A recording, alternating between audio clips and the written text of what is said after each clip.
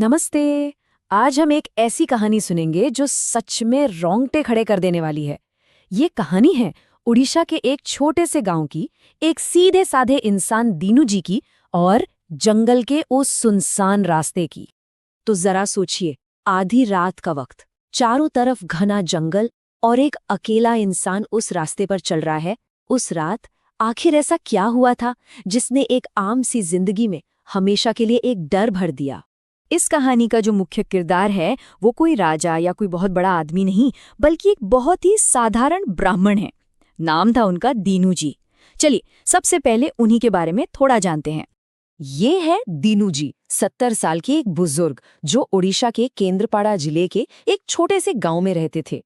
गांव में हर कोई उनकी इज्जत करता था। और ये जो डरावनी कहानी है ना, ये किसी और की नहीं बल्कि उन्हीं की आप बीती है। तो दीनू जी के आप कह सकते हैं दो काम थे। एक तो वो गांव के पुजारी थे, पूजा पाठ शादी ब्याह करवाते थे। और दूसरा, वो एक कमाल के रसोइया थे। मतलब उनके हाथ के खाने की तो बात ही कुछ और थी। और इसी से उनके परिवार का गुजारा चलता था। और यहीं से कहानी एक नया मोड़ लेती है।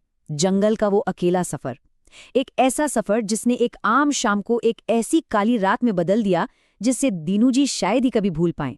हुआ ये कि उस दिन दोपहर में ही उनकी साइकिल पंक्चर हो गई। फिर काम खत्म करते करते काफी देर हो चुकी थी और अब आधी रात को उन्हें एक सुनसान घने जंगल के रास्ते से पैदल ही घर लौटना पड़ रहा था, जो शायद उनकी सबसे बड़ी भूल साबित होने वाली थी। लेकिन उस रात उनके साथ सिर्फ उनकी लाठी नहीं थी। उनके झोले में अपनी पत्नी के लिए बचाकर रखा हुआ थोड़ा मछली और मटन भी था। और कहते हैं ना, कई बार छोटी छोटी बातें ही बड़ी मुसीबत की जड़ बन जाती हैं। एक कहावत है, विनाश काले विपरीत बुद्धि। मतलब जब बुरा वक्त आने वाला होता है तो अक्ल काम करना बंद कर देती है। शायद यही वजह थी कि दीनू जी जैसे तजुर्बेकार इंसान ने भी इतनी रात गए उस रास्ते से मांसाहारी खाना ले जाने की गलती कर दी। जैसे ही वो उस घने जंगल में घुसे, हवा एकदम से ठंडी हो गई। उन्हें एक अजीब सा एहसास होने लगा, जैसे जैसे कोई उनके पीछे पीछे चल रहा है। पर सच में क्या वो उस रास्ते पर अकेले नहीं थे? और फिर वही हुआ जिसका उन्हें डर था। यहीं से शुरू होता है कहानी का सबसे खौफनाक हिस्सा, उस अनदेखी ताकत का हमला। अचानक से उन्हें महसूस हुआ कि किसी ने पीछे से उनका झोला जोर से खींचा है।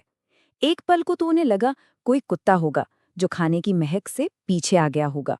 लेकिन अगले ही पल उनका दिल दहल गया। उन्हें अपने ठीक पीछे, बिल्कुल करीब, किसी के खड़े होने का एहसास हुआ। वो एहसास जो साफ बता रहा था कि ये कोई जानवर नहीं बल्कि कुछ और ही है। जब उन्होंने हिम्मत जुटाकर पीछे मुड़कर देखा ना, तो जो उन्होंने देखा वो किसी के भी होश उड़ा दे। उनके ही शब्दों में, उन्होंने एक ऐसी परछाई देखी जो एक आदमी से दोगुनी बड़ी थी और जिसकी आंखें लाल अंगारों की तरह चमक रही थी। तो इतना सब देखने के बाद दीनू जी का क्या हुआ होगा? क्या वो बच पाए? और उस रास्ते का वो भयानक राज आखिर था क्या? उन्होंने कुछ नहीं सोचा, फौरन वो खाने का झोला वहीं फेंका और बस अपनी जान बचाने के लिए भागे। वो तब तक भागते रहे जब तक उन्हें पास में एक घर की रोशनी नहीं दिखी। वहां एक बुजुर्ग जोड़े ने उन्हें अंदर बुलाया और पनाह दी। उस घर के बुजुर्ग आदमी ने उन्हें उस रास्ते का इतिहास बताया कि सालों पहले लुटेरों ने वहां एक आदमी को मार दिया था। उसकी आत्मा वहीं भटकने लगी और आने जाने वालों को परेशान करती थी। फिर एक तांत्रिक ने पूजा पाठ करके उसे शांत किया था। सालों तक सब ठीक था, पर उस रात ऐसा लगा जैसे वो आत्मा वापस आ गई थी। तो इस पूरी कहानी से, इस पूरे हादसे से हमें क्या सीख मिलती है? इसका मतलब क्या निकाला जाए? ये कहानी असल में एक तरह की लोक चेतावनी है। उस इलाके में लोग मानते हैं कि रात के वक्त सुनसान जगहों से नॉनवेज खाना या शराब लेकर नहीं गुजरना चाहिए।